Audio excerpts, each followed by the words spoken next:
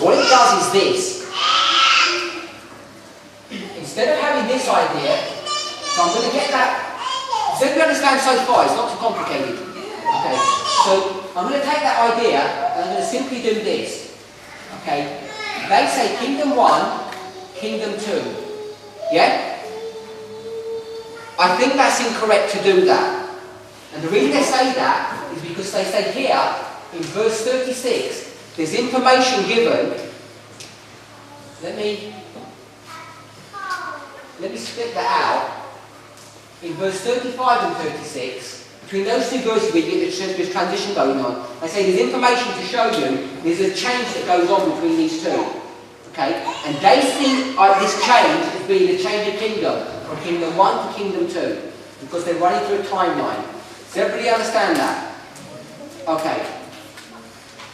My understanding and my suggestion, or the way I see these scriptures pointing, and it's based upon, not just my idea, it's based upon this concept that we should be following this model of 4 kingdoms that we spoke about yesterday, that I keep going on and on and on about.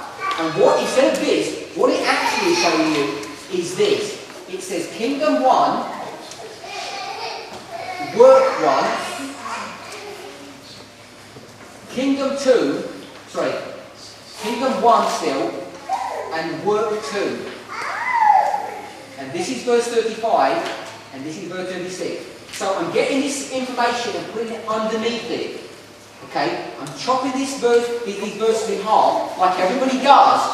But when they chop it down, they say, kingdom 1, kingdom 2, I'm saying it's all kingdom 1, but it's talking about different works, or different activities that the kingdom does. Does everybody understand the difference here? Does somebody not understand what I'm just saying? You don't understand that? Okay, that is exactly the same as I said here, that you're collecting the pieces of information together. Okay, you have one kingdom and he does lots of things, and you're going to group the things that he does together in a theme. You're not going to do it in chronological order. When you group all the themes together, you're going to call that work 1 or theme 1. And then you're going to say, let's group all the other things that he does together and call that theme 2 or work 2. But it's all the same kingdom. Okay? You can look at it that way, or you can look at it this way. And this is the way that Uriah Smith and almost everyone else has interpreted the verses in Daniel 11. And if you do it this way, you will make a misinterpretation of the verses. And that's why everybody comes into a mess when they get to verses 40 to 45. There was James White at the General Conference. James White at the General Conference of, I think it was 1870 something, suggested that that king of the north could only be the papacy, because if there was a 4th kingdom in the previous visions, that king in the end could only be this one. So you're saying he was actually following the right model, and he did not fall into that mistake of interpreting the king of the north in the end as something separate from the rest of the other visions. Okay, I don't know if everybody understood the point he made, but even if you didn't understand the point, one comment on that history and many other histories is this. You can have the right answer, but for the wrong reason, or you may not have a complete understanding of it.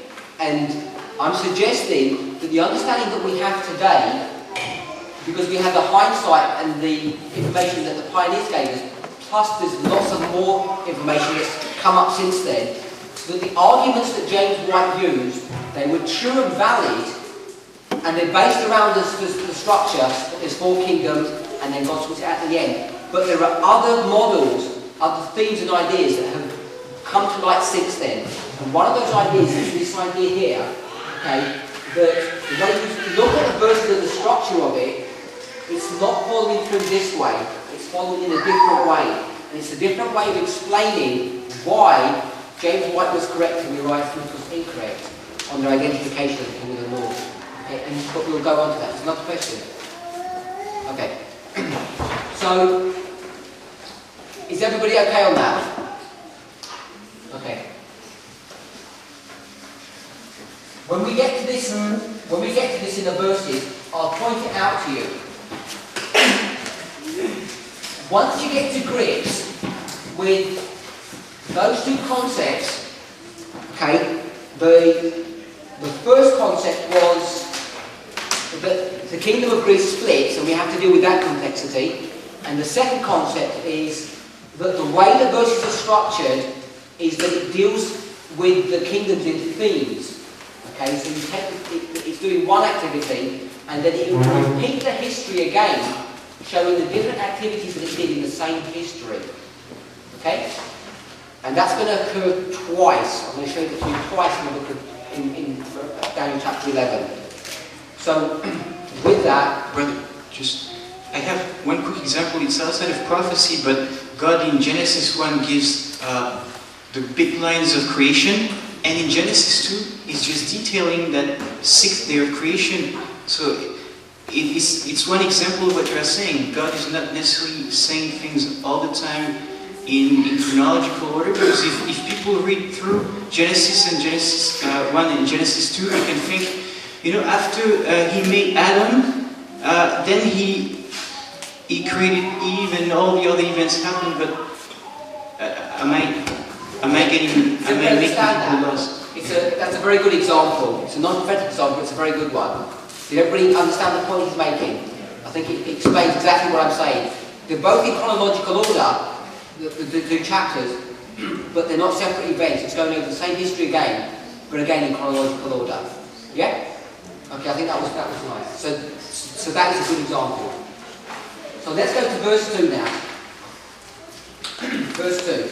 And now I will show thee, this is Gabriel speaking, and now I will show thee the truth. Behold, there shall stand up yet 3 kings in Persia, and the fourth shall be far richer than they all. And by his strength, through his riches, he shall stir up all against the realm of Grecia. So that's what verse 2 is showing.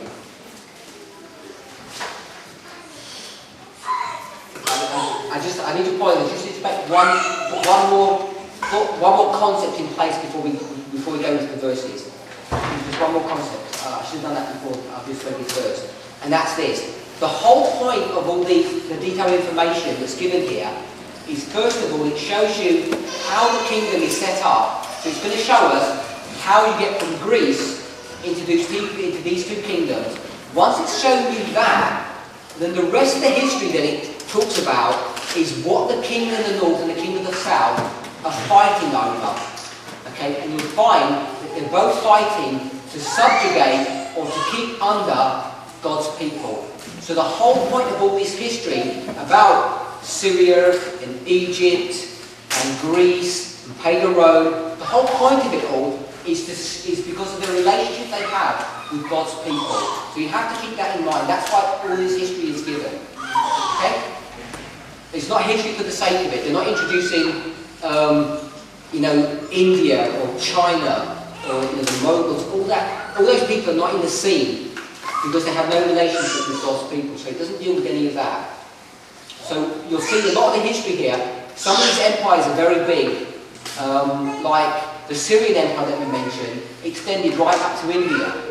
Okay, but it doesn't deal with that part of its warfare because it's not connected with God's people. So all of the events are very selective, but because they're all connected with God's people. Does that make sense? Okay. So back to verse 2. And now I'll show you the truth. Behold, there shall stand up yet 3 kings in Persia, and the fourth shall be far richer than they all. And by his strength, through his riches, he shall stir up all against the realm of Grecia. Okay. So the first part, it says, now I will show you the truth. The current king is Cyrus. Okay, he's the king who's ruling at the moment. He rules from 559 to 530 BC. 559 to 530 BC. He's the current king. And the prophecy says, behold, there shall stand up yet 3 kings in Persia. So that means after him, there are going to be 3 kings more. And the 3 kings that come after Cyrus are Cambyses, second, Smerdis, and Darius. This is not Darius that was spoken about in Daniel chapter 9. This is another king. You'll find out that they have different names, and to distinguish it, most people called him Darius the Great.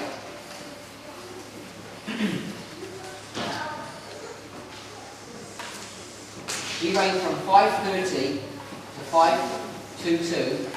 He reigned from 522 to 522, only a very short time, not even a year. And Darius reigned from 522 to 486. So they're the next three kings that come to the scene. Then it says, the fourth king.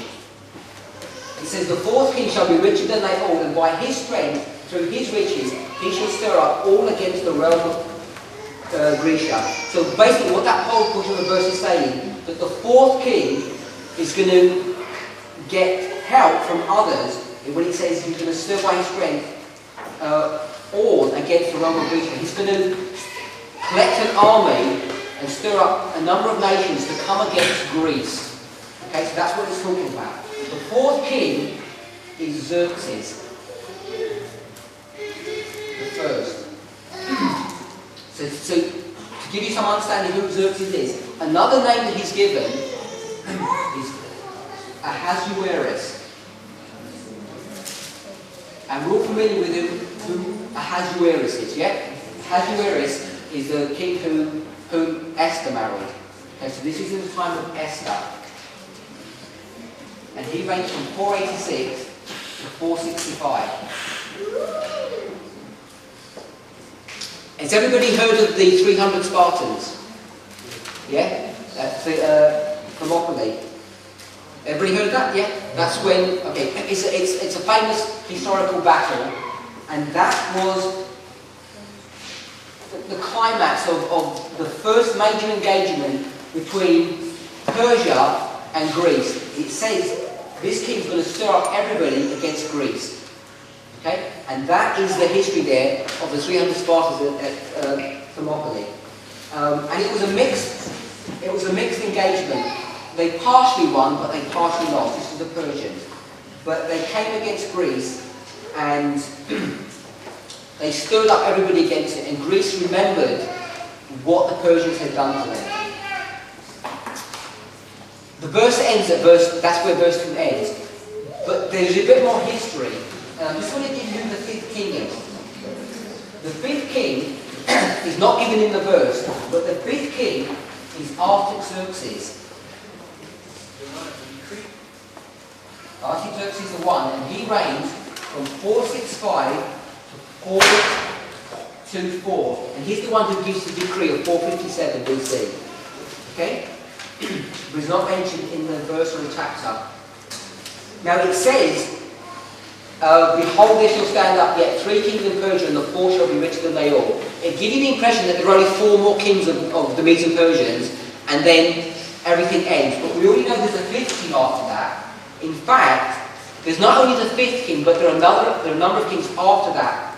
And the last king of Persia, there are actually 13 of them. Let me not put the 13, let me put 12 down, because I want to keep it simple. There are 12 kings in Persia, from Cyrus to the last. So he's listing number 1, 2, 3, 4, 5. It goes down to number 12. Okay? When you get to number 12, this king here is Darius as well. And he's Darius the third. And he reigns from 336 to 330. So is that simple? Yeah? The verse stops here. It says when the 4th king comes on the scene, he's going to go to war in a big way against Greece. And the reason that they mention him is because he's the reason that Greece comes back in verse 3 to take revenge on Persia. Okay, he's the reason that Greece actually, the historical reason why Greece wants to come back and get revenge on Persia, because of the work of this king Xerxes. But he's only king number 4